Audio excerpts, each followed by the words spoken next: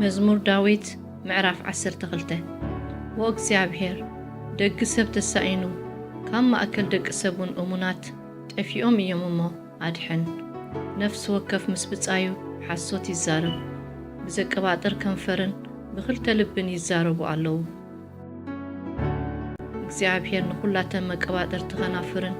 ነታ ዓቦይ ነገር እትዛረብ መልሓስን ነቶም ሳላ መልሓስና ንብርትዓሉና ከናፍርና ናትና እየን መን እዩ ኸጎይታና ዝብሉን ክምንቅሶም እዩ ስለ ምግፋዕ ጥቑዓትን